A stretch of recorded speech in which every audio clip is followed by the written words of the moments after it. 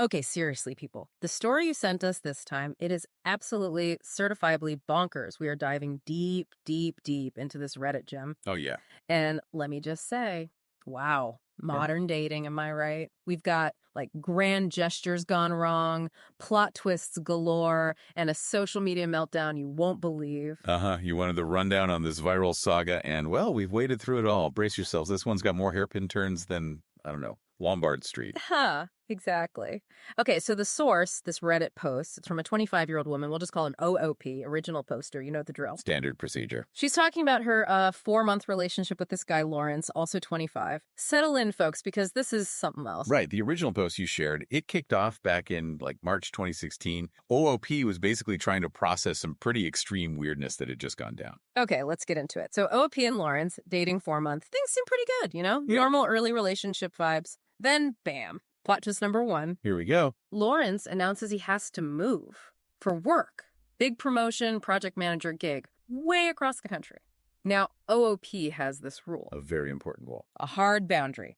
No long-distance relationships. N-O. She'd done it before. It sucked. Never again. Yeah. Crystal clear. Which is, I mean, totally fair, right? Especially after just 4 months. LDRs are tough, and knowing your limits is like... You think. But Yeah, Lawrence, Nora. he's got this angle. He goes, oh, no, it's just temporary. Only 3 months. Sewer? Yeah, like, temporary project, got to get it set up, then I'm right back. Yeah. So they talk, and OOP, she's hesitant, but she agrees. Fine. 3 months. What's 3 months? Feels manageable, I guess, if you really think it's just 3 months. And look, according to OOP, for those 3 months, Lawrence was playing a part. He was like the perfect long-distance boyfriend, communication dialed up to 11. Really putting in the effort, huh? Keeping that connection going. Calls, texts. Oh, totally. All the digital affection you could want. And get this, the surprise visits. Once a month, boom, there he is. Wow. Okay. Yeah. That's quite a bit of effort for a temporary thing. Right. Makes the distance seem smaller, makes it feel like he's really committed to making this, short-term thing work, building that trust for what she thought was temporary. Yeah, you can see how that would convince her to stick with it, reinforce the idea that, okay, maybe this guy is worth waiting 3 months for. So tick-tock, 3 months whiz by. Time for Lawrence to come home, right? Pack those bags. Dang. Wrong. Plot twist number 220. He finally tells her the move. Yeah. Not temporary. Right. Nope. Permanent. Massive promotion, running the whole department out there. He's not coming back. Oh, my God. So the entire basis, Yeah. the only reason she agreed to try was a lie. A complete, total, bald-faced lie. He straight up admits he knew she wouldn't do long distance permanently, so he just didn't tell her. Like, His logic, his actual reasoning was like, if she just tried long distance with him for a bit, she'd suddenly realize how awesome it was and be totally fine with it forever. that's not logic. That's, wow. That's manipulation, plain and simple. Making a huge decision for her based on deception. Exactly. So OOP is, understandably, livid, beyond furious. The temporary thing was the whole point. It wasn't just the distance, it was the lie being played. Feeling trapped, yeah. Totally trapped. And he acts all surprised. She's upset. Like, what's the big deal? He was even flying in that weekend for what she thought was his permanent return. Beach trip planned, fancy hotel, Right. the works. Now it's just another visit under a mushroom cloud of lies. The disconnect is just staggering. He genuinely seemed shocked. That suggests either zero empathy or a seriously warped view of, like, reality and relationship. Oh, he got a reality check, all right.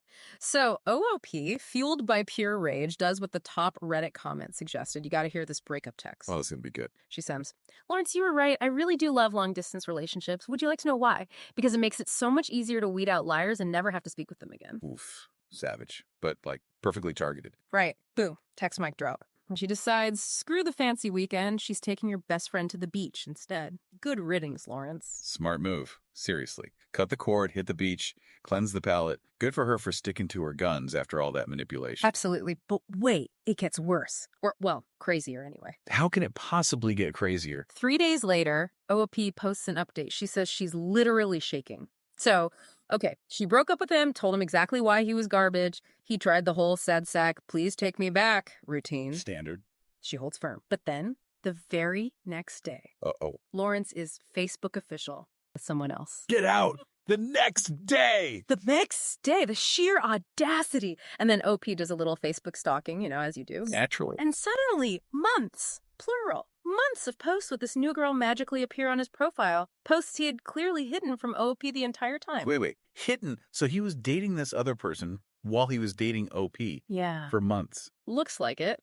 At least 2 months, maybe more, while he was supposedly wooing OOP long distance with surprise visits. That is, I actually have no words. That's a whole other level of betrayal. The lie about the move was bad enough, but this, wow. It's like a double whammy, right? First the lie, then bam, secret other girlfriend. So OOP understandably loses it a bit. Tries calling, texting, Facebook messaging Lawrence. Nothing. Ghosted. Total ghost. Typical. But OOP, she's not going quietly. She's got righteous fury on her side. She messages the new girlfriend. Oh boy. Here we go. The confrontation. Yeah, she lays it all out. Sends this detailed message, explains their relationship, the timeline, the temporary lie, and she includes proof. Smart. Gotta have the receipts. Totally. Screenshots of texts, pictures of them together, photos of gifts, cards he gave her, actual dated evidence. She wasn't just some rando. Okay, so tangible proof. Dates, timelines, photos. How did the new girlfriend react? Surely she saw the truth. Oh, you sweet summer child. The new girlfriend's response. Pure, unadulterated dismissiveness. Get ready for this. I'm bracing myself. Yeah, he told me you would do this. Oh, he prepped her? Oh, yeah. She continues, listen, from one woman to another, please consider getting some professional help. You can't keep doing this every time he enters a new relationship. It's unhealthy. Learn to move on. I am now blocking you. Please do not try to contact me again. And blocked. Wow. Just wow. Straight to the Crazy Ex playbook. Yeah. Didn't even, hesitate, despite the proof. Not even a pause. OOP specifically mentioned the dates on the photos and texts in her message. It wasn't ancient history. This girl either drank all the Kool-Aid Lawrence was serving, was in some serious denial, or maybe she knew something wasn't right and just chose ignorance. It's fascinating, isn't it? How readily she accepted his story. He must have really laid the groundwork, painting OOP as unstable before she even contacted the new girl. Seriously. The level of manipulation is just chef's kiss of terrible. Lied to OOP for months, ran a whole other relationship on the side, and pre-briefed the new girlfriend with a smear campaign. This guy's a multitasker of deceit. And in the speed of that dismissal from the new girlfriend, Yeah.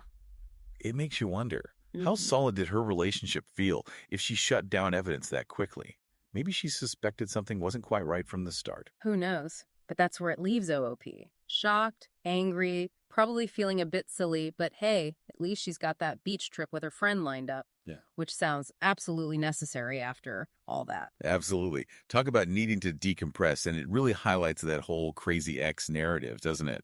How easily it's used to just shut down someone who's been genuinely wronged. It's such a go-to move, and sometimes, like here, it actually works. At least for a while. Yeah. Makes you wonder if the new girlfriend will ever figure things out, though. Well, someone who jumps into a public relationship that fast after ending another, it kind of says something, doesn't it? About consideration, maybe patterns. Who knows what her future holds with him? So let's recap this madness you sent us.